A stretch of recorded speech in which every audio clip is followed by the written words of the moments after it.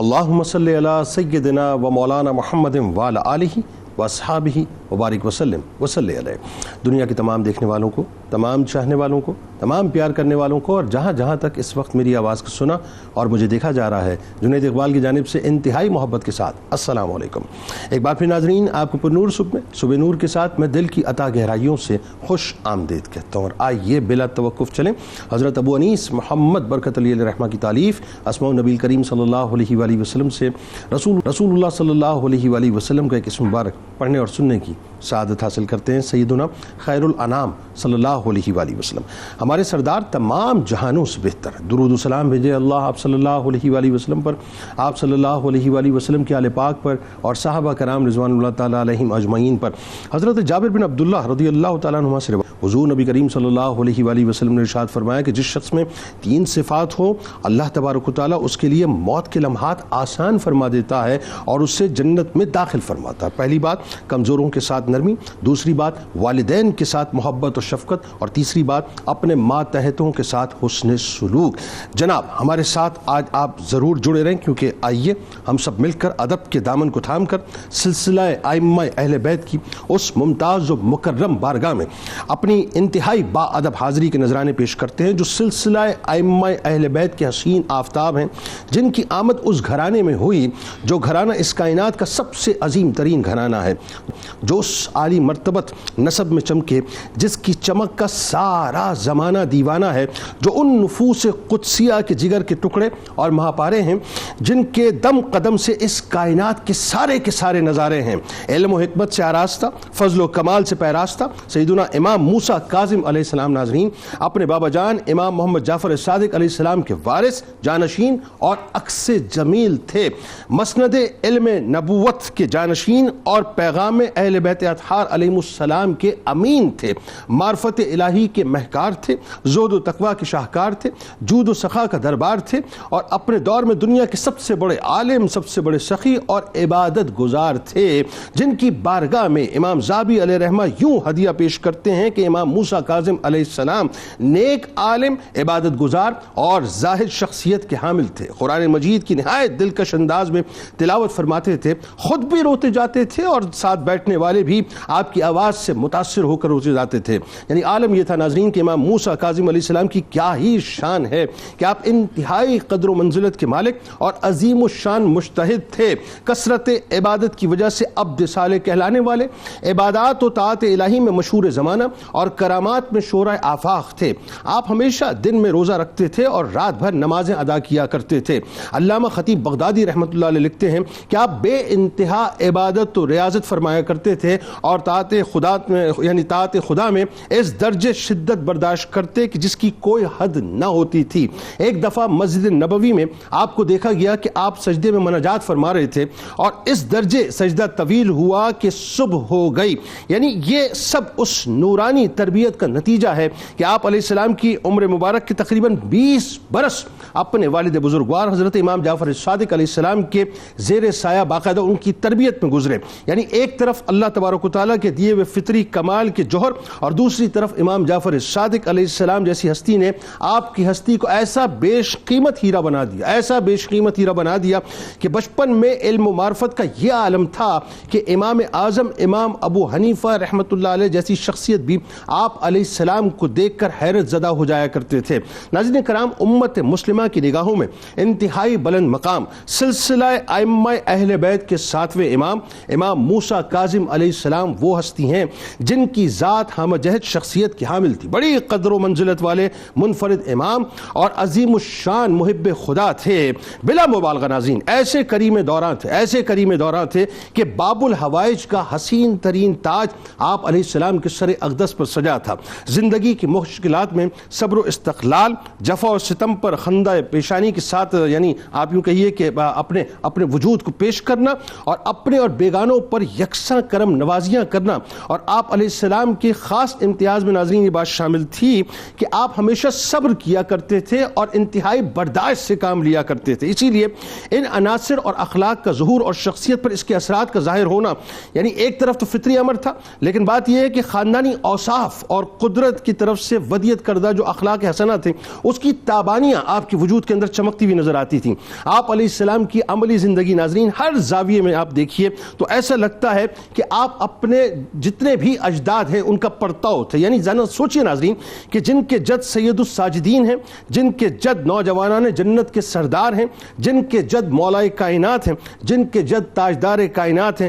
تو یقیناً پھر وہ ہستی امام موسیٰ کاظم علیہ السلام ہی کی ہوگی کہ حضرت امام موسیٰ کاظم علیہ السلام میں تحمل، برداشت، غصے کے وقت ضبط کرنا، یہ تمام وہ نمایاں صفات تھیں کہ جس نے آپ کو انتہائی ممتاز کر کے جو ہے معاشرے کے سامنے پیش کیا تھا. ہمیشہ چہرے پر آپ کے مسکراہٹ رہا کرتی تھی. ناگواری کے حالات میں بھی یعنی عالم یہ ہوتا تھا کہ آپ جو ہے بے انتہا برداشت کیا کرتے تھے، اکثر خاموش رہا کرتے تھے. جب تک آپ سے کسی امر کے متعلق سوال نہ کیا جائے اس وقت تک آپ گفتگو میں ابتدا نہیں فرمایا کرتے تھے، لیکن اس کے باوجود بھی آپ کی علمی جلالت کا سکہ دوست اور دشمن سب کے دل پر مکمل طور پر قائم تھا، اور آپ کی سیرت کی بلندی کو ہر ایک تسلیم کرتا تھا. سخاوت اور فیاضی کا عالم یہ تھا ناظرین کہ اس کا شعرا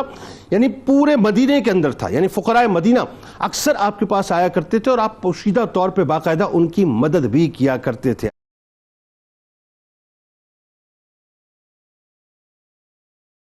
آغاز کرتے ہیں. سب سے پہلے علامہ صاحب میرا خیال ہے آپ حضرت امام موسیٰ کاظم علیہ السلام نسبی شان تو ہم کیا بیان کریں گے، اور خاندانی رفت کے بارے میں تو ہم کیا بتائیں گے صاحب، کہ جن کی عظمت قرآن بتلائے، جس خاندان کے گن سارا زمانہ گائے. آئیے اس نسب پاک کی رفتوں میں اپنا حصہ ڈالتے ہیں، اپنے الفاظوں کو رفت دیتے ہیں. پھر ساتھ ساتھ یہ بھی بتائیے کہ جب آپ کی پیدائش ہوتی ہے تو جو خوشی کا اظہار امام جعفر صادق علیہ السلام نے فرمایا. بسم اللہ الرحمن الرحیم. سیدی اعلیٰ حضرت الشاہ امام محمد رضا خان فاضل بریلوی رحمۃ اللہ تعالیٰ علیہ نے اس عظیم نسل اور عظیم خانوادے کو جس انداز میں خراج تحسین پیش کیا ہے کہ تیری نسل پاک میں ہے بچہ بچہ نور کا، سبحان اللہ، تو ہے عین نور تیرا سب گھرانہ نور کا. اور بالخصوص جب ہم اس سلسلہ اہل بیت کا تذکرہ کرتے ہیں اور پھر ان ائمہ کہ مبارک سیرت، ان کے کردار اور ان کی شخصیت کے مختلف پہلوؤں پر گفتگو کرتے ہیں تو ہمیں نظر آتا ہے کہ نہ صرف یہ خون نورانی ہے بلکہ ان ائمہ کا کردار بھی نورانی ہے اور ان کی شخصیات بھی نورانی ہے. سبحان اللہ. اور ان کا جب تذکرہ زبان پر آتا ہے تو چہرے خود بخود کھل جاتے ہیں. واہ. گویا کہ یہ مبارک نفوس اور ان کے مبارک تذکرے صاحب ایمان کے ایمان کو جلا بخشنے کی ضمانت ہے. واہ. اچھا، حضرت سیدنا امام موسیٰ کاظم رضی اللہ تعالیٰ عنہ کی جب ہم بات کرتے ہیں تو پھر میں حصول برکت کے لیے ان کے اجداد کے تسلسل کو عرض کر دوں کہ حضرت سیدنا امام موسیٰ کاظم رحمۃ اللہ تعالیٰ علیہ و رضی اللہ تعالیٰ عنہ شہزادے ہیں حضور سیدنا امام جعفر صادق رضی اللہ تعالیٰ عنہ کے، جن کے بارے میں امام اعظم فرمائیں کہ لولا السنتان لہلک النعمان. اور پھر امام جعفر صادق رضی اللہ تعالیٰ عنہ شہزادے ہیں اور جن کے گھر کے چشم و چراغ ہیں انہیں امام باقر رضی اللہ تعالیٰ عنہ کہا جاتا ہے، اور باقر العلوم کا خوبصورت لقب آپ کے ساتھ ملقب ہوا.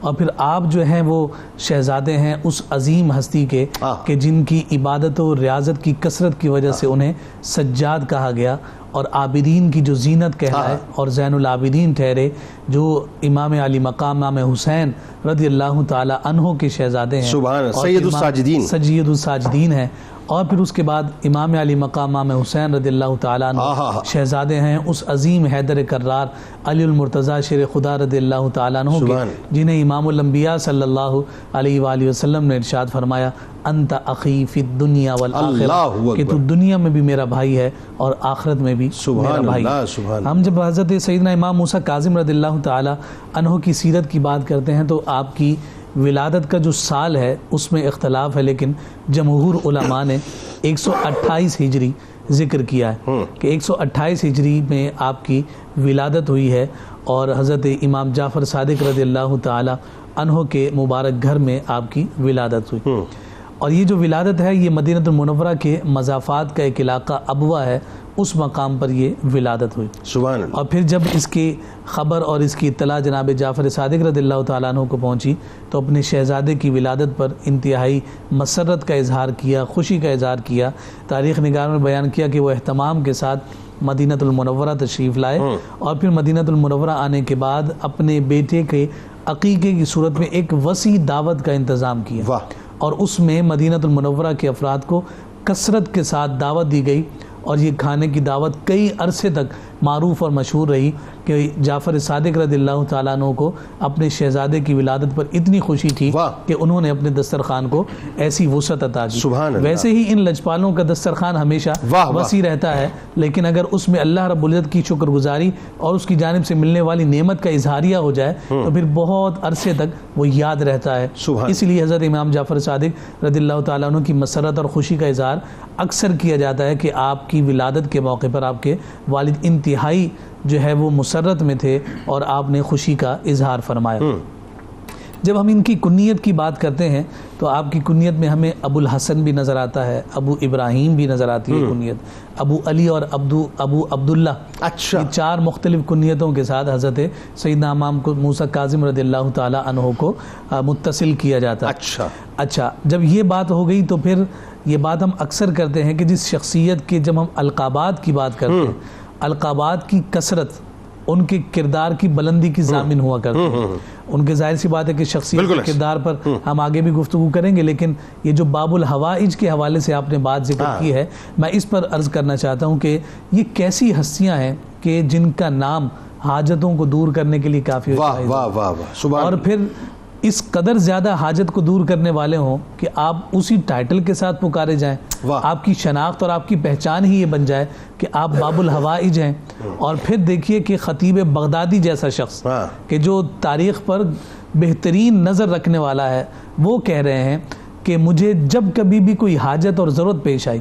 میں کسی تکلیف میں پھنسا تو میں امام موسیٰ کاظم کی بارگاہ میں ان کے قدموں میں بیٹھ جاتا ہوں, رب ذوالجلال کی بارگاہ میں دعا کرتا ہوں, اللہ تعالیٰ موسیٰ کاظم کی برکت سے میری اس حاجت کو دور فرما دے. اور کمال یہ مزار شریف کی بات ہو رہی ہے, مزار شریف کی بات. تو چلتے پھرتے آپ کیسے باب الحوائج ہوں گے. اور پھر امام شافعی کا وہ قول بھی مد نظر رہنا چاہیے. امام شافعی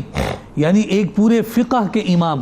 آپ فرما رہے ہیں کہ امام موسیٰ کاظم کے وسیلے سے جو دعا مانگی جاتی ہے اللہ رب العزت اس دعا کو ہر حال میں قبول فرماتا ہے. اللہ اکبر. کیا کہنے, اور کیا خوشبودار عقیدے تھے اسلاف کے. آپ یہ دیکھیے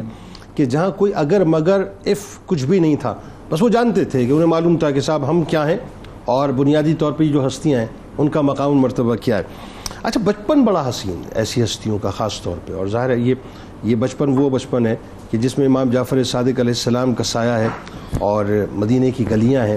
خوبصورت سے واقعات ہیں. ذرا بتائیے بچپن کے بارے میں تھوڑا امام موسیٰ کاظم علیہ السلام. بسم اللہ الرحمن الرحیم بحمدہ تعالی. آج ہم جس بڑی شخصیت کے اوپر گفتگو کر رہے ہیں, یقیناً اس شخصیت سے آج کے اس دور میں کیا فائدہ حاصل کیا جا سکتا ہے اور ہماری یہاں پر گفتگو کرنے سے کیا کیا لوگ فائدہ اٹھا سکتے ہیں, یہ ہماری گفتگو کی بنیادی وجہ بھی ہوگی اور انشاءاللہ تعالی پیغام بھی ہوگا. بالکل. بچپن کے حوالے سے آپ نے یہ دریافت کیا اور سوال اٹھایا, تو امام جعفر صادق علیہ السلام جو کہ آپ کے والد گرامی ہیں, ان کے پاس ایک شخص جس کا نام صفوان جمال ہے, وہ آتا ہے اور دریافت یہ کرتا ہے کہ اے امام, آپ یہ بتائیے کہ آپ کے بعد ہماری رہنمائی کون کرے گا, آپ کے بعد ہماری ہدایت, ہمارے لیے ہادی کون ہوگا.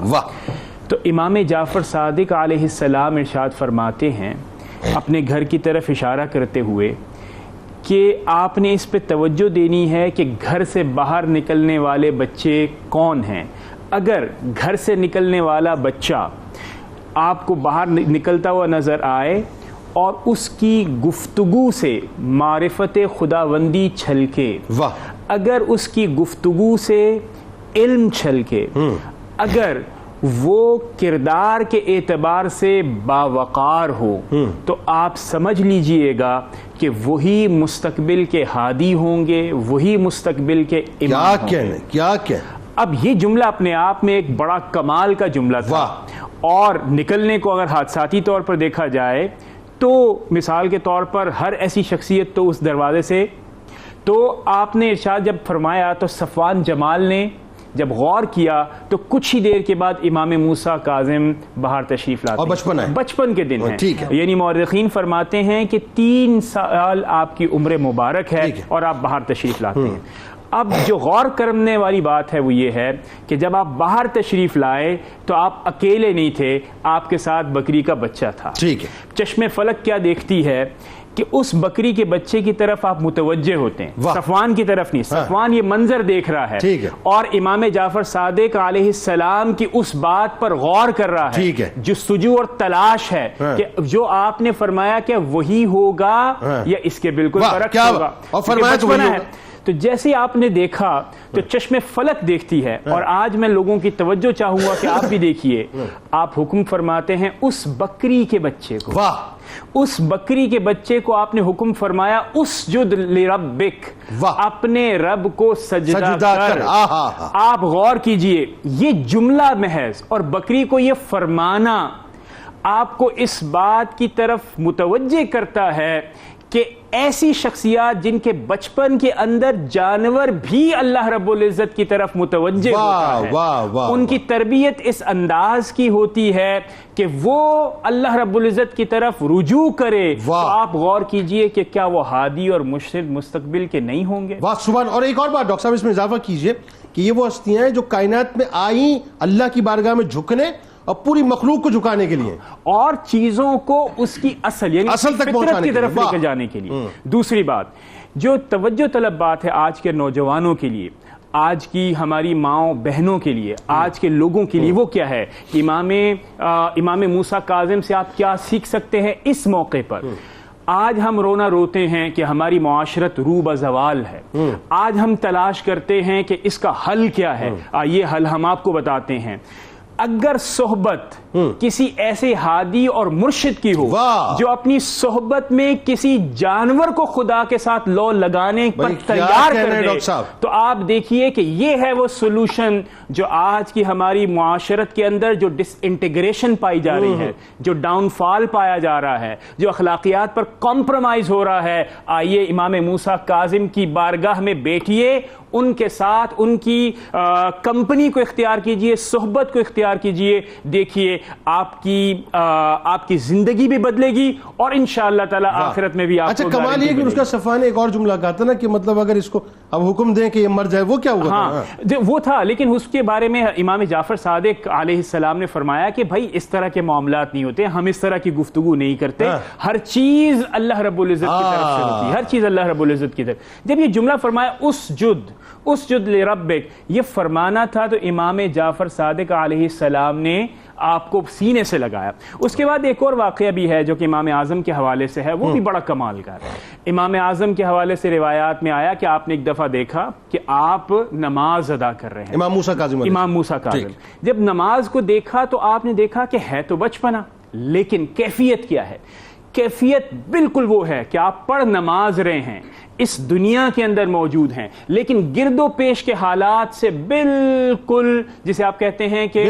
بے خبر بھی ہیں، یا یعنی غنی ہیں، بالکل توجہ نہیں دیکھ رہے۔ اور یہ وہ سراپا ہے جس کے بارے میں حضور پر نور حضرت محمد مصطفیٰ صلی اللہ تعالی علیہ وسلم نے فرمایا کہ آپ نے عبادت اس انداز میں کرنی ہے کہ آپ خدا کو دیکھ رہے ہیں، اور اگر یہ نہ ہو تو کم از کم اتنا ضرور خیال کیجئے کہ خدا آپ کو دیکھ رہا ہے۔ اب بچپنے میں عبادت کے اندر اتنا محو ہونا یہ بھی اس بات کی نشاندہی کرتا ہے جس کے بارے میں امام جعفر نے فرمایا کہ اسرار شریعت آپ کے اندر موجود ہیں۔ کیا کہنے۔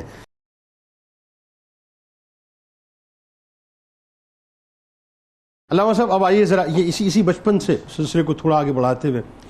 بہت یوں کہہ لیجئے کہ یہ بلیسنگز ہوتی ہیں بلا تمثیل۔ اگر ہم عام فیملیز کی بات کریں کہ بچپن کسی کو ایسا میسر آ جائے کہ جس میں بزرگوں کی جو ہے باقاعدہ چھیا ان کے سر پر ہو اور ان کی تربیت کا ایک خاص سایہ ان کے اوپر ہو، ان کی نظر کرم ہو، وہ بچے جو ہیں پھر ان کی پلانٹیشن بڑی اچھی ہوتی ہے صاحب، ان کی عمارت جو ہے وہ سنبھل جاتی ہے، پھر عمارت کی بنیاد کبھی ٹیڑھی نہیں ہوتی اور عمارت سیدھی رہتی ہے، ہمیشہ مضبوط رہتی ہے، بلکہ کیونکہ اس کی فاؤنڈیشن ظاہر مضبوط ہوتی ہیں۔ کجا اس کے کہ امام جعفر صادق علیہ السلام جیسی ہستی جو ہیں وہ والد گرامی ہو، بابا جان ہو، اور اولاد جو ہے امام موسیٰ کاظم علیہ السلام ہو، تو پھر تربیت کا مرحلہ کیسے شروع ہوا، ذرا یہ بتائیے، تعلیم و تربیت کا سلسلہ کیا رہا؟ پھر اگین وہی بات کہ جب وہ اور پھر ان کے توسط سے جن شیوخ سے اور اساتذہ سے ملاقاتیں ہوئیں ان سے استفادہ کیا. یہاں پہ اہل بیت کا ایک وصف یہ بھی آتا ہے کہ اللہ تعالیٰ نے تو علم لدنی آپ کو عطا کیا، لیکن عاجزی اور انکساری ایسی کہ دیگر اساتذہ سے بھی جو ہے باقاعدہ آپ نے فیضان حاصل کیا اور علمی مقام خاص طور پہ بتائیے ذرا. اعوذ باللہ من الشیطان الرجیم، بسم اللہ الرحمن الرحیم. سیدنا امام موسیٰ کاظم رضی اللہ تعالی عنہ اہل بیت کے وہ عظیم امام ہیں کہ یہ وہ شخصیت ہیں جن پہ پوری امت متفق ہے اور ان کی عظمتوں کے ڈنکے قیامت تک بجتے رہیں گے. اور آج بھی ہم ان کا تذکرہ خیر کر رہے ہیں اس نیت کے ساتھ کہ جو آپ لوگوں کی ضروریات کو اور لوگوں کی حاجتوں کو دور کرتے ہیں، آج ہمارا ذکر کرنا بھی انشاءاللہ ہمیں امید ہے کہ آپ کی بارگاہ میں ہمارا نام پہنچے گا اور کل بروز قیامت اس عظیم گفتگو کے سبب آپ ہماری شفاعت حاجت روائی فرمائیں گے. اللہ تبارک و تعالیٰ نے قرآن مجید میں ایک آیت پاک ذکر فرمائی جو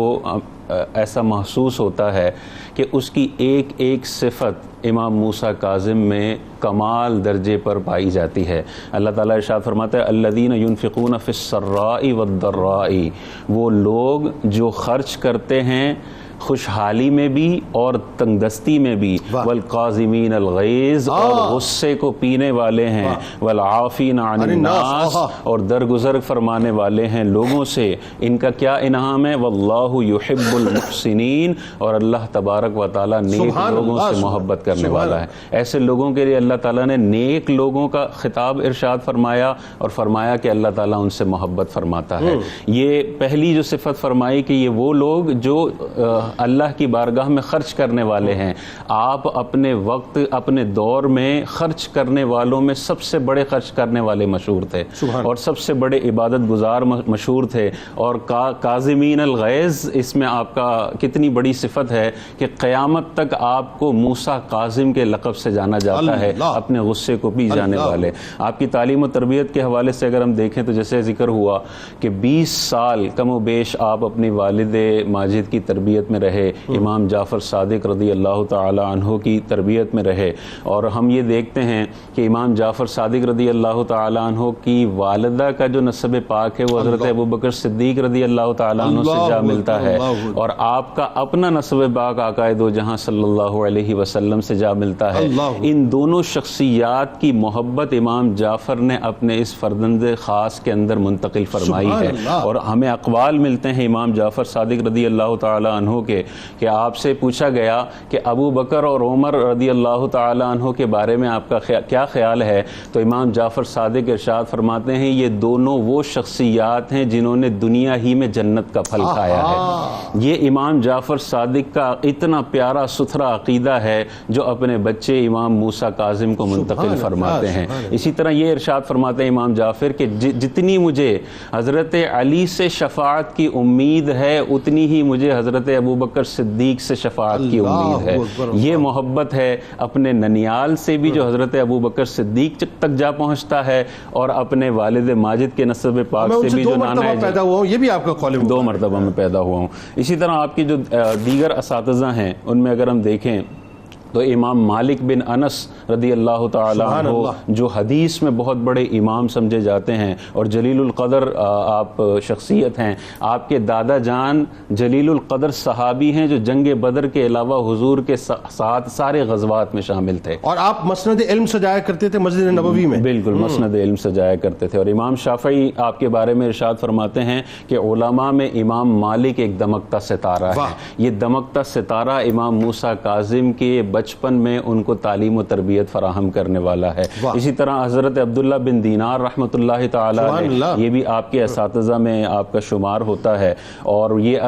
کون ہیں عبداللہ بن دینار؟ جنہوں نے حضرت انس بن مالک رضی اللہ تعالی عنہ کی زیارت کی ہے اور آپ سے احادیث بھی روایت فرمائی ہے. حضرت انس بن مالک. آپ کا علمی مقام کیا ہے؟ علمی مقام کے حوالے سے میں 2 واقعات ذکر کرتا ہوں جو حضرت امام اعظم ابو حنیفہ رضی اللہ تعالی عنہ کے حوالے سے ہیں. ایک مرتبہ مرتبہ بچپنے میں 8 سال سے کم عمر ہے حضرت موسیٰ کاظم رضی اللہ تعالیٰ عنہ کی، امام اعظم ابو حنیفہ آپ سے پوچھتے ہیں کہ اگر کوئی مسافر ہو اور اسے استنجا، مسافر کے پاس تو استنجا کے لیے کوئی جگہ نہیں ہوتی، تو اسے استنجا کہاں کرنا چاہیے؟ آپ کی 8 سال سے کم عمر ہے، آپ کیا کمال جواب دیتے ہیں۔ آپ ارشاد فرماتے ہیں کہ اسے ایسی جگہ کا انتخاب کرنا چاہیے جو پھلوں کے گرنے کی جگہ نہ ہو، جو نہروں کا کنارہ نہ ہو، جو لوگوں کی آمد و رفت کا راستہ نہ ہو، جو مسجد میں آنے جانے کا راستہ نہ ہو۔ وہ اس طرح استنجا کرے کہ قبلے کو چہرہ بھی نہ ہو رہا ہو اور قبلے کو پیٹھ بھی نہ ہو رہی ہو، اور اپنے ستر کی حتی الامکان چھپا کر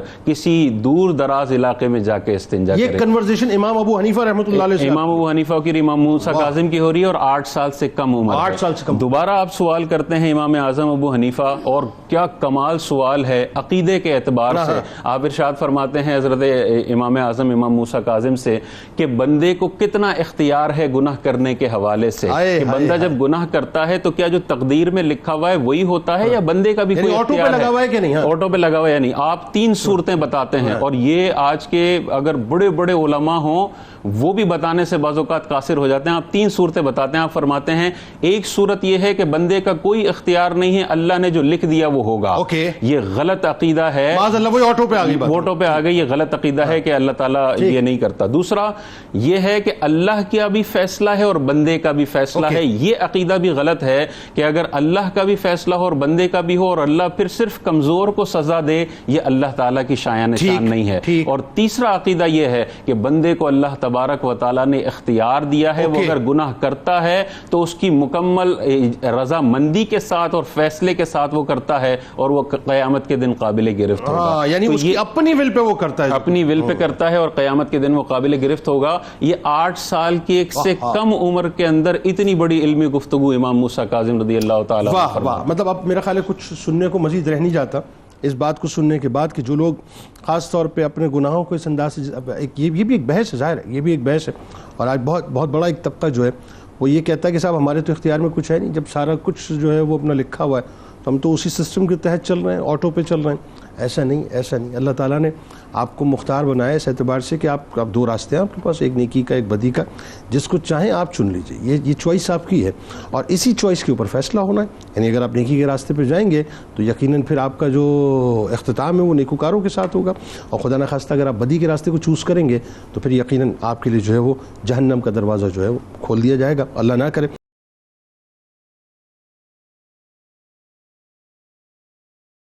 کتاب الشفا، سورۃ العلق کی فضیلت، فرمان نبوی صلی اللہ علیہ وآلہ وسلم، جو شخص اپنے امور میں کامیابی حاصل کرنا چاہے تو وہ 21 دن تک نماز عشاء کے بعد سورۃ العلق 700 مرتبہ پڑھے، انشاءاللہ کامیابی ضرور ہوگی۔ حضرت علی کرم اللہ وجہ الکریم کا کمال قول مبارک ہے کہ آدمی کی سعادت مندی اسی میں ہے کہ وہ اپنے دین پر عمل کرے، محفوظ رکھے اور آخرت کے لیے نیک اعمال کرے۔ موسیٰ کاظم عارف الکتاب، موسیٰ کاظم عارف الکتاب،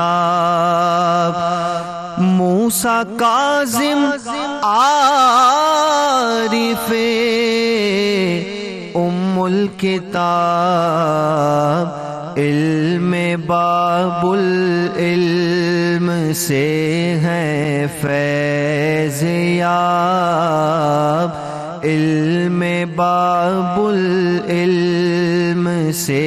ہے فیض یاب، دم بخود ہو جاتے سارے اہل علم،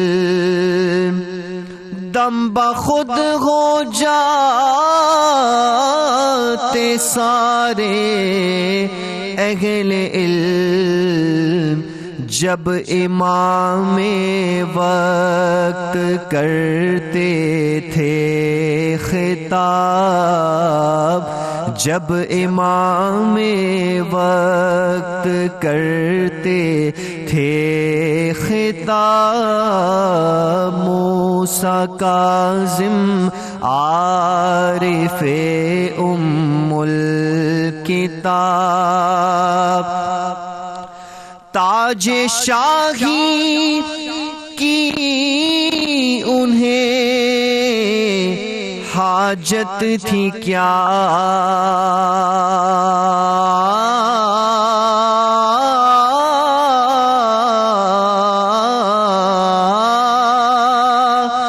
تاج شاہی کی انہیں حاجت تھی کیا، وہ امام ابن امام عزت مآب، وہ امام ابن امام عزت مآب، موسیٰ کاظم عارف ام الکتاب، ساجد ان کی شان و عظمت کیا کہوں،